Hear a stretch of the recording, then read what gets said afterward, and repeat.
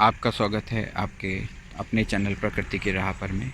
चलिए मैं कुछ पौधे आपको और दिखाने का प्रयास करता हूँ जिनको हम पूरी तरह से आयुर्वेदिक रूप से तैयार करते हैं और ऑर्गेनिक तरीके से उनको उगाते हैं। वहाँ से शुरू करेंगे। अभी मैंने पीपली के पौधे आपको दिखाए।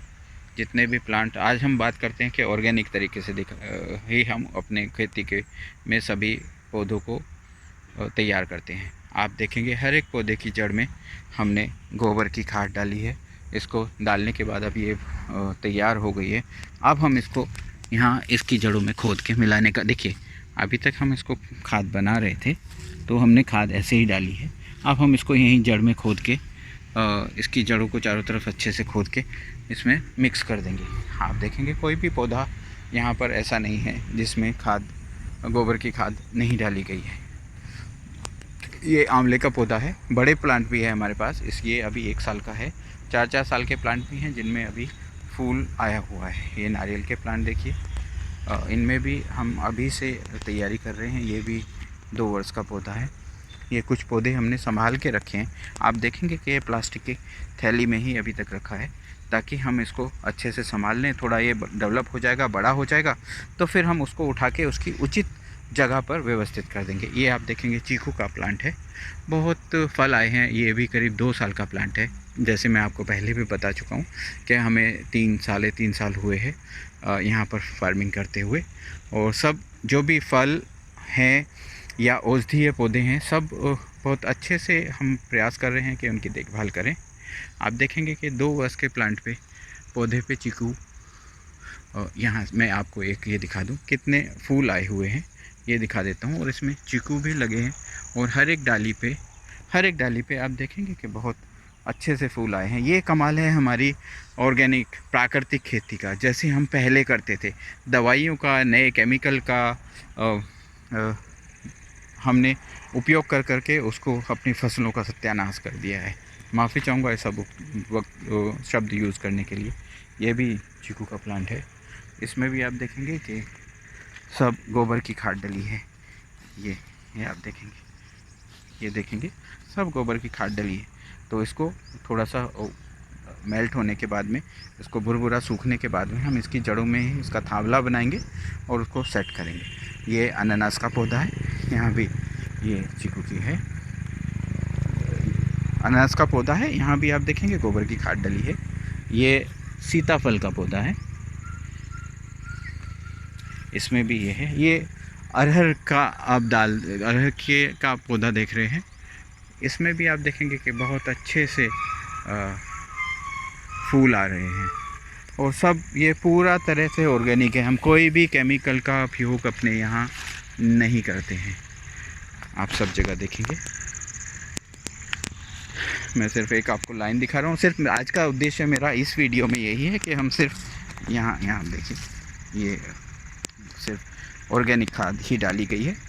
तो सिर्फ जड़ों को हमें इनको अच्छे से खोद के इसमें मिक्स करने का वक्त बाकी है। ये है भी, ये देखेंगे अनानास का प्लांट है, क्योंकि बहुत अच्छे तरीके से आप जो उम्मीद कर रहे हैं कि बहुत अच्छे से डेवलप हो गया होगा, ऐसा नहीं है। बहुत वक्त लगता है, इनको बच्चों की तरह से केयर करनी पड़ती है।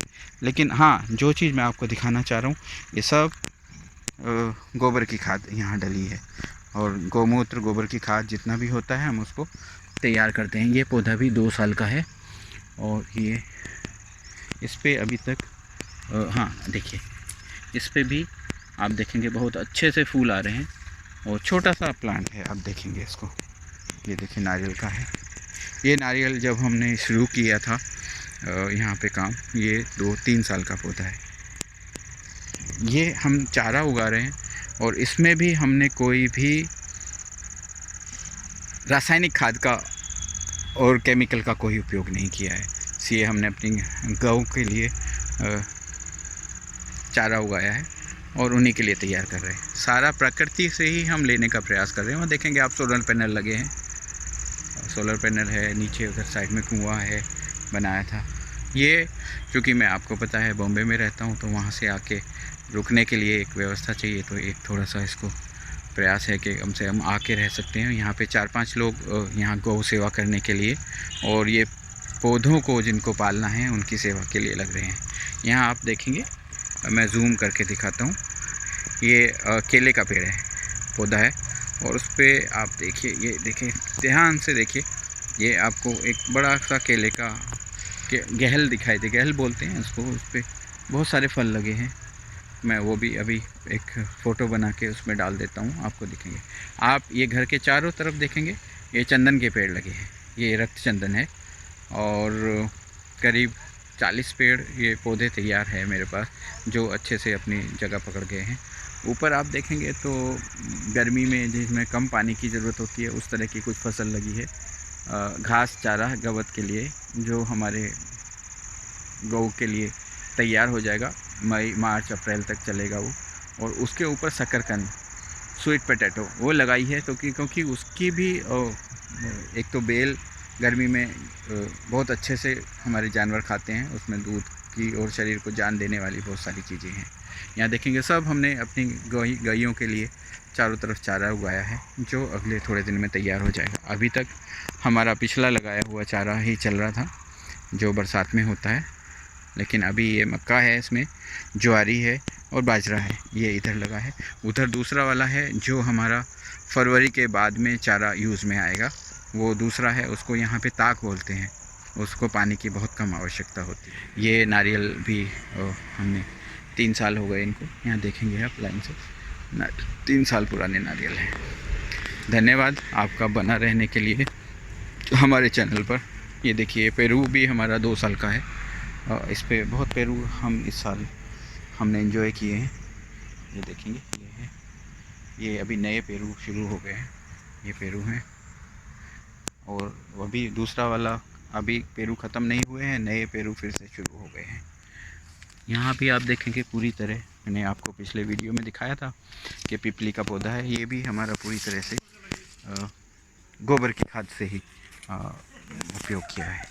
इसमें पूरी तरह से गोबर की खाद का ही उपयोग किया गया है। ये भी एक नारियल का पेड़। इधर आप देखेंगे बीच में से आने का रास्ता है, इधर अमरूद के पेड़ है बीच बीच में।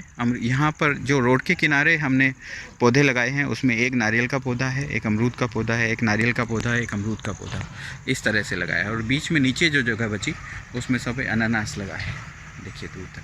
कुछ और भी औषधीय पौधे लगे हैं। उधर वहाँ एक पत्थर चट्टा है जिसको दगड़ फोड़ा बोलते हैं महाराष्ट्र में, वो चीज़ें हैं। आपका फिर से दिल से आभारी हूँ, आपको ये सब पूरा वीडियो देखने के लिए। चलिए मिलते हैं अगले वीडियो में।